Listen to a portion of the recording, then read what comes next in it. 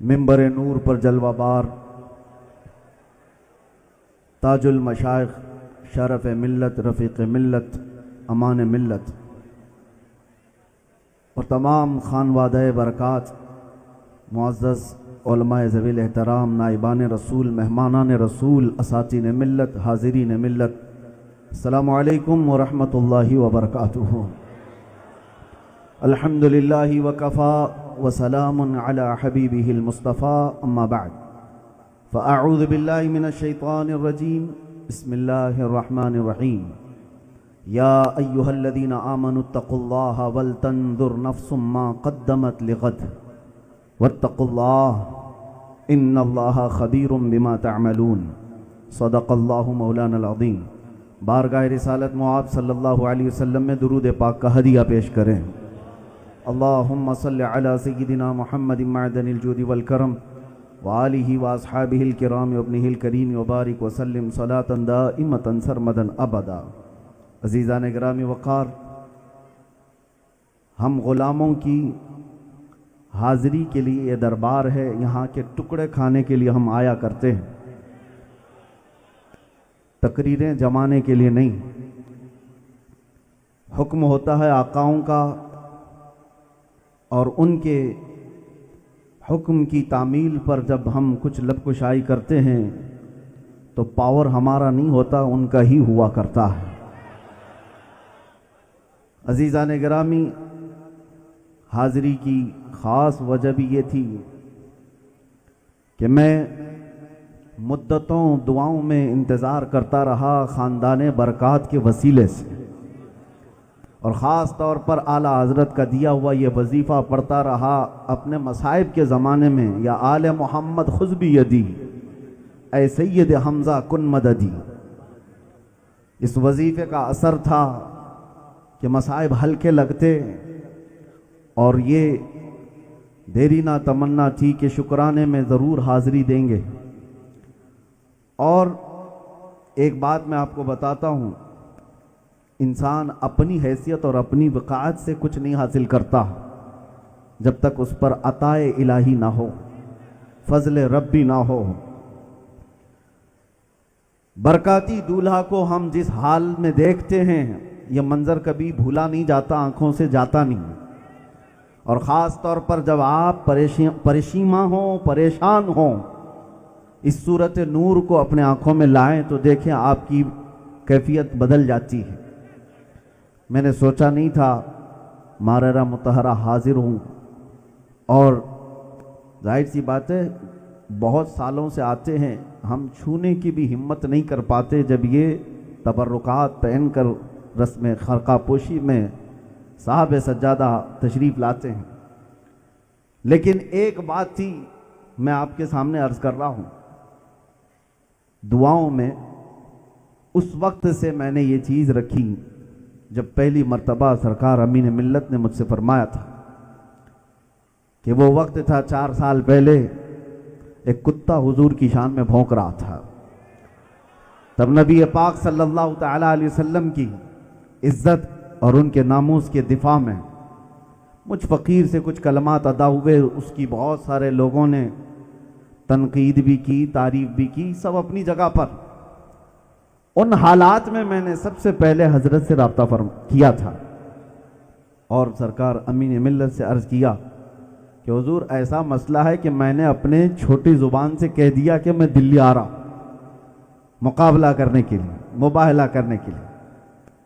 میں اپنے ان الفاظ میں کچھ خطا کار ہوں تو معاف فرمائیں، آپ کا کیا حکم ہے؟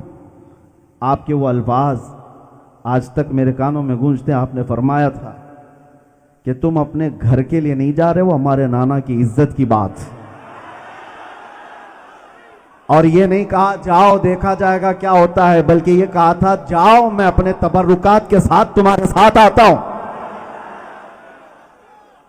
آپ خاندان برکات کی اس عطا کو دیکھیں، اس کے بعد سے میں نے یہ محسوس کیا کہ تبرکات میں اثر اتنا ہے کہ آج پہننے والا بادشاہ وقت کے طاغوتوں سے ٹکرانے کی طاقت رکھتا ہے۔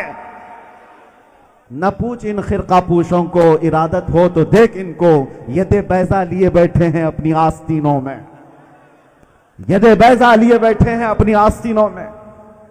मैं आप सबसे भी कहता हूं, मेरी तकरीर का लहजा कभी थोड़ा सख्त होता है तो लोग बहुत सारे उसको अलग अंदाज में, अलग रवैये में पेश कर देते हैं, मगर मेरे अजीजों ये बहुत जिम्मेदार मिंबर है, ये नूरी मियाँ का मिंबर है।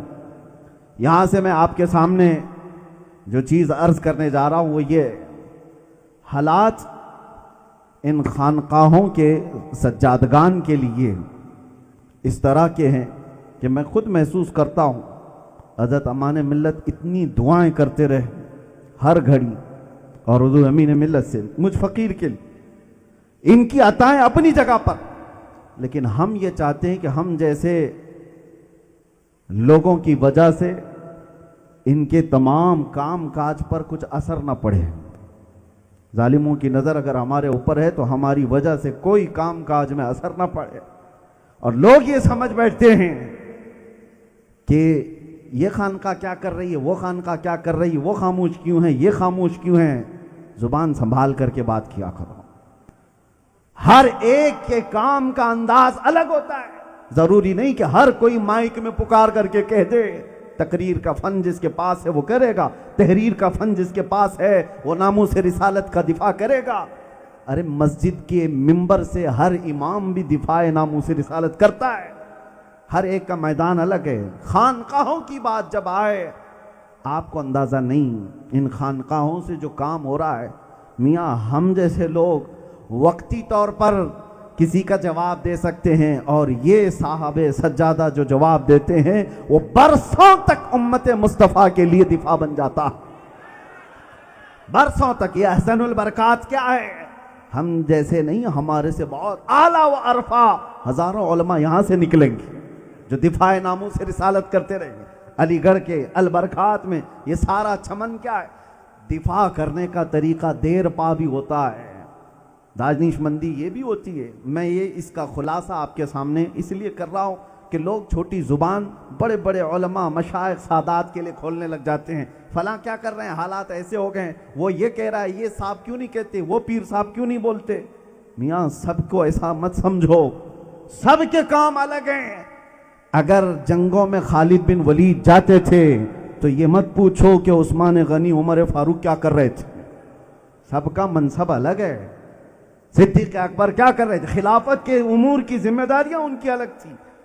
अगर तुम सबको तलवार और तीर से ही नापते रह जाओगे तो अब्दुल्ला बिन मसूद का क्या कहोगे, उबई बिन काब के अहवाल पर क्या कहोगे। सबके अपने अपने मनासिब हैं और अपनी जिम्मेदारियां हैं। उम्मत सिर्फ और सिर्फ जुबान से कह लेने वाले से नहीं चलती, उम्मत के अहकाम मुख्तलिफ हैं। बहरहाल ये छोटी सी बातें थी, ये एजाज़ व इकराम के मुझे आज यहाँ खड़ा किया गया है। दो चंद बातें आपके सामने अर्ज करके जाता हूँ। मैंने आयत करीमा तुम्हारे सामने तिलावत की, इसलिए कह रहा हूँ कि आज 2026 का पहला दिन गुजरा है। ये पहला दिन है, नया साल तुम्हारी जिंदगी में दस्तक दिया है। बल्कि यूं समझो कि जिंदगी के अय्याम बहुत तेजी से खत्म होते जा रहे हैं, मौत के करीब हम आते जा रहे हैं। और रब ताला फरमाता है, ए ईमान वालो अल्लाह से डरो और ये देखो कि क़यामत के लिए तुमने क्या भेजा है। और अल्लाह के नबी सल्लल्लाहु ताला अलैहि वसल्लम इरशाद फरमाते हैं, हदीस है हज़रत माक़ल बिन यसार रज़ियल्लाहु ताला अन्हु से, कि कोई दिन ऐसा नहीं, कोई दिन ऐसा नहीं जब तुम्हारी जिंदगी में आता है तो तुम्हें सुबह वो निदा करता है, बोलता है कि ऐ बनी आदम, मैं एक नई मखलूक हूं, नया दिन हूं तेरी जिंदगी में, कुछ करना हो तो कर जा, क़यामत के दिन तेरे अमाल की मैं गवाही दूंगा। और अगर तूने इसको जाया कर दिया, ऐसे ही वक्त इसको बर्बाद कर दिया, तो इसका भी कल क़यामत के दिन मैं इसकी भी गवाही दूंगा, हर दिन। और हुजूर फरमाते हैं, रात भी आती है तो यही कहती है। हमारे पास बहुत शॉर्ट टाइम है, बहुत मुख्तसर वक्त बचा है। खास तौर पर तलबा के लिए भी मैं कहता हूँ, कुछ तो वो बच्चे हैं जो 6-6 साल हिफ्ज़ कुरान में बैठे रहे, फिर शादी की उम्र आ गई, सब छोड़ दिया। वक्त को महसूस करो। मेरे आका सल्लल्लाहु अलैहि वसल्लम फरमाते हैं, दो नेमतें ऐसी हैं जिसमें अक्सर लोग खसारा उठाते हैं। दो नेमतें ऐसी हैं, वो कौन सी दो नेमतें? حضور فرماتے ہیں ایک وقت کی نعمت اور دوسرے صحت کی نعمت. جس کو اللہ نے صحت عطا کی ہے یہ بہت بڑی نعمت ہے, نہیں سمجھتا نوجوان. اور وقت جس کو ملا ہے آج. اور دوسری حدیث میں اللہ کے حبیب صلی اللہ علیہ وسلم ارشاد فرماتے ہیں اغتنم خمسا قبل خمس, 5 چیزوں کو 5 چیزوں سے پہلے غنیمت جانو. وہ کون سی 5 چیزیں ہیں؟ مختصر سنو. حضور پاک صلی اللہ علیہ وسلم فرماتے شبابک قبل حرمک, تمہاری جوانی کو غنیمت جانو تمہارا بڑھاپا آنے سے پہلے. پوچھو بہت سارے بوڑھوں کو, ان کے پاس کاش کے علاوہ کچھ نہیں ہے ابھی. کاش. وہ بوڑھے صرف سوچتے رہ جاتے ہیں. اور ایک حدیث میں آپ کو بتاؤں, حضور صلی اللہ علیہ وسلم فرماتے قیامت کے بعد جنتی جنت میں چلا جائے تو کسی بھی چیز کا غم اور خوف نہیں ہوتا سوائے ایک کے. بڑی الگ بات لگ رہی ہوگی آپ کو. جنت میں ایک چیز کا احساس بندے کو رہے گا. حدیث میں وہ کون سا؟ اس گھڑی کا, وہ وقت کا جو اس نے ضائع کیا تھا اور اللہ کا ذکر نہیں کیا تھا. جنت میں بھی اس کا اسے افسوس رہے گا جو وقت ضائع کیا ہے. نوجوانوں کو آج لگ رہا ہے تمہارے ہاتھوں میں سوشل میڈیا آئے تو 18 گھنٹے استعمال کر رہے ہیں. اور 5 چیزیں کون سی ہیں؟ تمہاری جوانی کو بڑھاپا آنے سے پہلے, غنا کا قبل فقر کا, تمہیں اللہ نے تمنگری دی ہے, دولت دی ہے, تو محتاج ہونے سے پہلے اس کو غنیمت جانو. بھکاری بن جاؤ گے اس کے بعد پھر دولت کی صرف آس کرتے رہ جاؤ گے. اور تیسری چیز میرے آقا صلی اللہ علیہ وسلم فرماتے ہیں صحتک قبل سقمک, تمہارے بیمار ہونے سے پہلے اپنی صحت کو غنیمت جانو. میلاد مصطفیٰ کی مناسبت سے میں اکثر کچھ نوجوانوں کو لے کر کینسر ہاسپٹل جایا کرتا. ہر سال کا ہمارا معمول تھا, اس لیے جاتے ہیں کہ ایسے مریضوں کو دیکھنے کو ملتا ہے, اس کے بعد پھر اپنی صحت کا احساس ہوتا ہے. ایک ایسے 40 سالہ جوان کو میں نے دیکھا, گردن میں پھوڑی, تکیہ پورا اس کا خون سے بھر جاتا تھا, کینسر کا مریض تھا, کئی دنوں سے پڑا ہوا ہے. ہم جیسے گئے کہا حضرت دعا کر دیجئے, دعا کر دی. سارے مریض تو کہتے تھے, لیکن اس نے ایک چیز جو کہی آج بھی وہ دل پہ لگتی ہے. اس نے کہا کہ حضرت بات صرف اتنی ہے کہ میں ایک بار اٹھ کر کے سجدہ کرنا چاہتا ہوں لیکن گردن اٹھا نہیں سکتا. گردن اٹھا نہیں سکتا. جیسے ہی گردن اٹھاتا ہوں پھوڑے سے خون بہنا شروع ہو جاتا ہے. اور کینسر ایسا ہے کہ موت کے قریب لے جا رہا ہے, اور وہ روتا ہے کہ مجھے ایک سجدہ کرنے کی بھی اب مہلت نہیں رہ گئی. عزیزو, آج تمہارے جو سر سلامت ہیں, تم غفلت میں زندگی گزار رہے ہو. ایک سجدہ جو تم بھاری سمجھتے ہو, اور در کی بھیک مانگنے سے تمہیں یہ سجدہ نجات دیتا ہے. آپ اس چیز کو غنیمت جانو, وقت کو ضائع نہ کرو. نوجوانوں, موبائل تمہارے ہاتھ میں آیا ہے تو کیا, کس چیز کے لیے؟ پب جی کے لیے, رات بھر انٹرنیٹ چلانے کے لیے. اور میں تو سمجھتا ہوں قیامت کے دن کچھ لوگ جو سوال کیے جائیں گے تو نے دین نہیں سیکھا, تو پہلے والے ہو سکتا ہے عذر کر دیتے, ہمارے پاس کوئی عالم ہی نہیں تھا. تم کیا عذر کرو گے؟ اب تو تمہارے ہاتھ میں سارا ذریعہ موجود ہے, تم ساری چیزیں اس انٹرنیٹ سے سیکھ سکتے تھے, لیکن نہیں, علم نہیں حاصل کیا, دین نہیں حاصل کیا, بلکہ اس ذریعے کو صرف اور صرف اپنے انٹرٹینمنٹ کے لیے استعمال کیا اور وقت کو برباد کیا. چوتھی چیز میرے آقا صلی اللہ علیہ وسلم فرماتے ہیں کہ اپنی فرصت کے وقت کو غنیمت جانو مشغول ہونے سے پہلے. وہ جوان جو ابھی شادی نہیں کیے ہیں وہ کتنے آزاد ہیں, انہیں پتا ہے. کب پتا چلے گا؟ جب بیوی ہو جائے, بچے ہو جائے, راشن لانا پڑ جائے, نوکری, سارے جب کام آ جائیں تب پتا چلے گا کہ پہلے تو بہت اچھا تھا. جو تمہارے پاس اللہ تعالیٰ نے فراغت عطا کی ہے, یہ مشغولیت آنے سے پہلے, یہ 4 چیزیں تو ہو گئی. سب سے بڑی چیز میرے آقا فرماتے ہیں, یہ تو 4 چیزیں ہو گئی. جوانی کو غنیمت جانو بڑھاپے سے پہلے, صحت کو غنیمت جانو بیماری سے پہلے, دولت کو غنیمت جانو محتاجی سے پہلے, اپنی فرصت کو غنیمت جانو مشغول ہونے سے پہلے. لیکن یہ سب میں اگر تم نے نہیں بھی کیا, حضور فرماتے ہیں اغتنم حیاتک قبل موتک, اپنی زندگی کو غنیمت جان مرنے سے پہلے. مرنے سے پہلے جو کچھ بھی باقی ہے تمہارے پاس, یہ وقت نکل جائے گا. گیا وقت پھر ہاتھ آتا نہیں, صدا دورہ دکھاتا نہیں. امام ابو یوسف امام اعظم ابو حنیفہ کے شاگرد ہیں. 18 سال کے قریب آپ نے ان کی ملازمت ایسی کی، میں پڑھ کر کے حیرت میں رہ گیا. ایک دن قاضی ابو یوسف رحمۃ اللہ تعالیٰ علیہ کے بیٹے کا انتقال ہوا اور اپنے خادموں سے کہہ دیا بیٹے کا جنازہ سب تیار کرو، اور کفن سارے دفن سارے انتظامات وصیت کر کے گھر سے نکل گئے اور امام اعظم ابو حنیفہ کے درسگاہ میں بیٹھے رہ گئے. کہا کہ اتنی دیر میں وہاں پر مشغول رہتا تو امام اعظم ابو حنیفہ کی بارگاہ میں بیٹھنے کا وقت مجھ سے چلا جاتا. انہوں نے ان عظیم اوقات کو بھی، ارے وہاں تو جائز تھا اپنے بچے کے دفن کے لیے. اسی لیے میرے آقا صلی اللہ علیہ وسلم فرماتے اگر قیامت آ گئی اور تمہارے پاس اتنا سا وقت ہے کہ ایک کھجور کا بیج بو سکتے ہو، حضور فرماتے وہ بھی کر جاؤ، خالی نہ رہو. اتنی دیر اگر تمہارے پاس موجود ہے. اور نوجوانوں نے آج کیا بنا رکھا ہے کہ ابھی تو سیٹل نہیں ہوا، ابھی تو سٹینڈ نہیں ہوا، 25 سال کا ہو گیا، 30 سال کا ہو گیا، لوگوں پر بوجھ بنا ہے، ماں باپ پر بوجھ بنا ہوا ہے. آج میں محسوس کر رہا ہوں ہندوستان بھر کے جس علاقے میں جاتا ہوں سب سے پہلے مجھ سے لوگ یہ کہتے ہیں ہمارے علاقے کے بچے نشہ خور ہو چکے ہیں. نشہ بکتا یہاں ہے، نشہ آتا یہاں ہے، بچے نشہ کرتے ہیں. کتنی مائیں روتی ہیں. جیلوں میں ہم نے دیکھا ہے دروازے پر 4 گھنٹے مائیں بیٹھ کر چلی جاتی تھی کیونکہ ان کے بچے ڈرگز کی وجہ سے جیل میں بند ہیں. اور جبکہ اتنی سخت ترین سزائیں. کون تمہیں یہ نشے میں مبتلا کر رہا ہے؟ کون تمہیں اپنی جوانی کا احساس نہیں، تمہیں اپنی جوانی کی قدر نہیں؟ ہاں نشہ کرنا ہی تھا تو یہ چرس گانجے دھتورے کا کیوں کیا؟ کاش عشق محمدی کا نشہ کر لیتے، دنیا تمہاری عاشق ہو جاتی. وہ ایک نشہ ایسا ہے جس کے سر پر چڑھ کر بولتا ہے تو پھر پوری دنیا میں آواز آتی ہے ڈال دی قلب میں عظمت مصطفیٰ سیدی اعلیٰ حضرت پہ لاکھوں سلام. وہ کون سا نشہ تھا؟ وہ عشق محمدی کا نشہ تھا. اے نوجوانوں وہ نشہ تو اٹھاؤ جس کو، اور وہ شراب پیو جس کو شراب محبت کہتے ہیں. ایسی شراب کہ جس کے بعد پھر دوسرے کا احساس بھی نہ ہو. اور اقبال اسی کو کہتا ہے کہ جو محمد عربی کی محبت کے نشے میں مبتلا ہو گئے ان کا حال یہ ہوتا ہے، ان کا حال یہ ہوتا ہے دو عالم سے کرتی ہے بیگانہ دل کو عجب چیز ہے لذت آشنائی، عجب چیز ہے لذت آشنائی.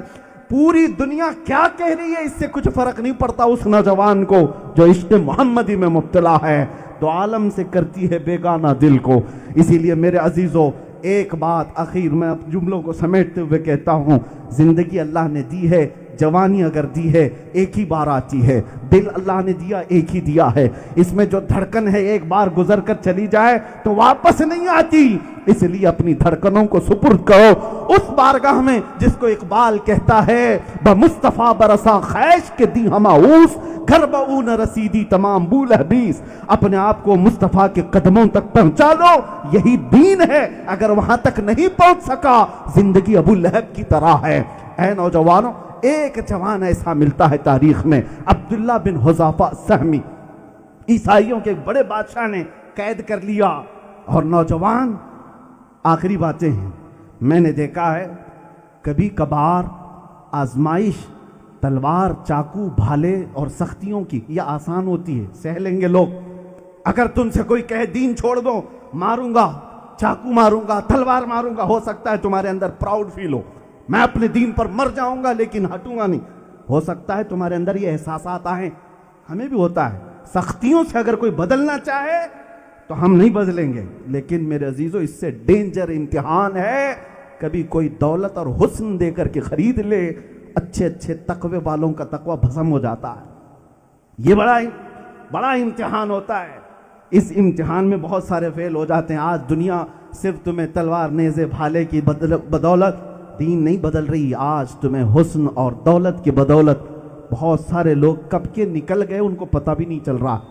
عبداللہ بن حذافہ کو ایک بادشاہ نے قید کیا اور اس کے بعد اس کی تعریف کیا، کہا ایسا ایک نوجوان مجھے چاہیے اگر یہ میرے اندر آتا ہے میرے دین میں آدھی سلطنت میں دے دوں گا اس کو، آدھی سلطنت. عبداللہ بن حذافہ رسول اللہ کے جوان ہیں، جو ایک بار بک جاتا ہے اس بازار میں دوبارہ کبھی نہیں بکتا. اگر دنیا آج تمہاری بولی لگا رہی ہے تو اس کا مطلب ہے پورے بکے نہیں ہو.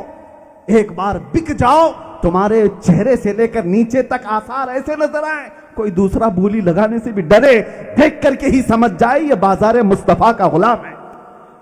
عبداللہ بن حذافہ کو جب یہ پیشکش کی گئی, آدھی سلطنت دے دوں گا, عبداللہ بن حذافہ مسکرائے, کہا یہ نہیں ہو سکتا, میرا دین اتنا سستا نہیں. بادشاہ نے کہا اس سے بھی زیادہ دے دوں گا, تو میرے دین میں آ جا. عبداللہ بن حذافہ کا جواب ہر نوجوان سن لے, جوانی کس کو کہتے ہیں. وہ کہتے ہیں اے بادشاہ تو پوری سلطنت دے دے, اس کے بعد ایک اور سلطنت, اس کے بعد ایک اور سلطنت دے, 3 بڑی سلطنتیں تو مجھے دے دے. اس کے باوجود اگر پلک جھپکنے کے برابر بھی تو کہے, میں میرے مصطفیٰ سے بے وفائی نہیں کر سکتا, میں غداری نہیں کر سکتا. وہ لوگ جو اپنا وقت برباد کر رہے ہیں وہ کیا کر رہے ہیں؟ اپنے نبی سے وفا کر رہے ہیں, اپنے نبی سے محبت کا جو دعویٰ کر رہے ہیں. صرف نعروں میں نہیں ہوتی محبت.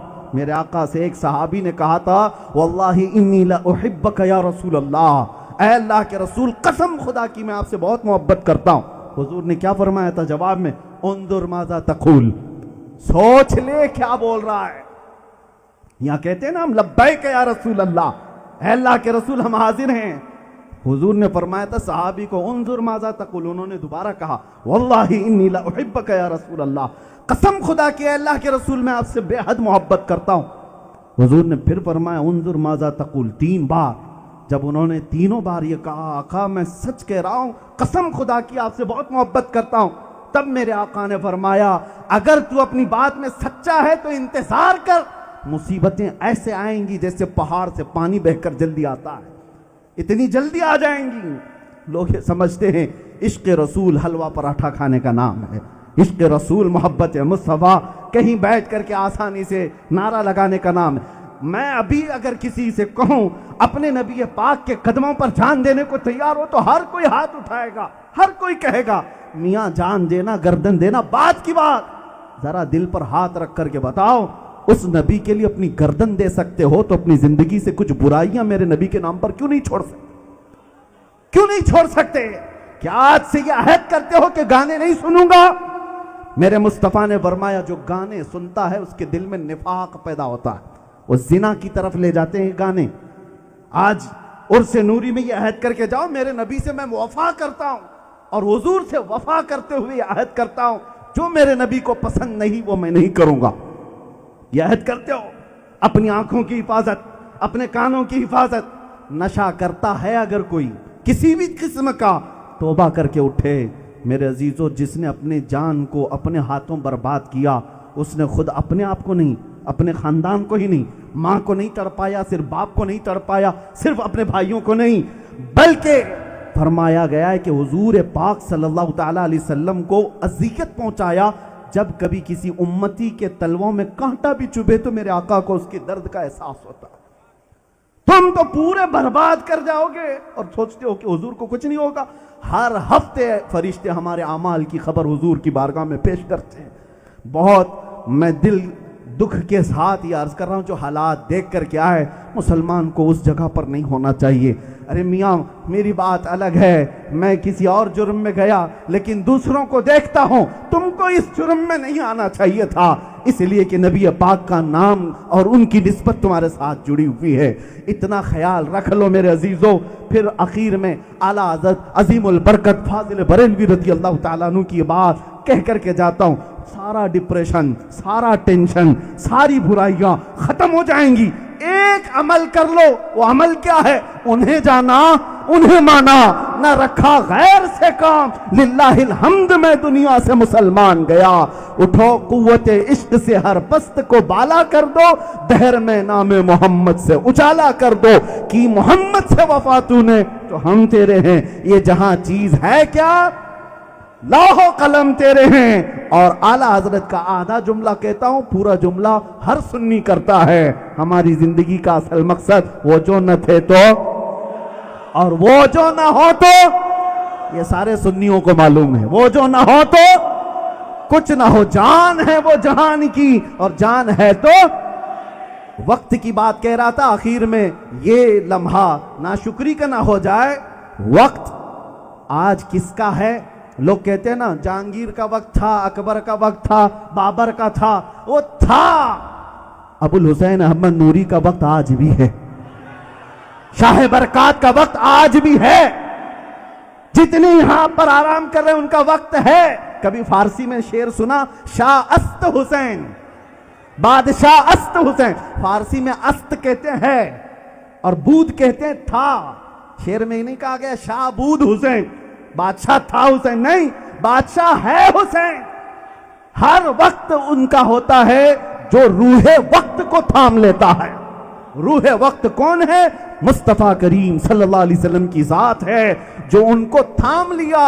ہر سال اس کا ہے، ہر مہینہ اس کا ہے، ہر دن اس کا ہے۔ ارے 100 سال گزر گئے، اعلیٰ حضرت ابھی پرانے نہیں ہوئے، ہمارے مجمع میں جوان ہے، ابھی عشق محبت عشق محبت، بس اتنا کہہ دو اعلیٰ حضرت آ جاتے ہیں۔ کیوں؟ جو وقت کی روح کو پکڑ لیتا ہے اس کا وقت کبھی پرانا نہیں ہوتا۔ اس لیے اپنے وقت کو برباد نہ کرو، روح وقت کو پکڑ لو۔ ہر آنے والا زمانہ تمہارا ہے، 25 بھی تمہارا، 2026 بھی تمہارا، 2027 بھی تمہارا۔ اللہ جب تک حیات دے تب تک تو ہے ہی، قیامت آنے تک تمہاری قبر میں جانے کے بعد بھی وقت تمہارا ہی، وقت تمہارا ہی ہے۔ اس لیے کہ روح وقت کو جو تھام لیا اس کا وقت کبھی ختم نہیں ہوتا۔ آخر میں عرض ہے مولا کی بارگاہ میں، اے رب العالمین، اے کائنات کے پروردگار، جتنے عرص نوری میں آئے ہیں مولا، نوری میاں کو جس طرح تو نے ہر زمانے کا بادشاہ رکھا ہے، ہمیں ہر زمانے کا غلام بنا کر کے رکھ۔ لبیک یا رسول اللہ۔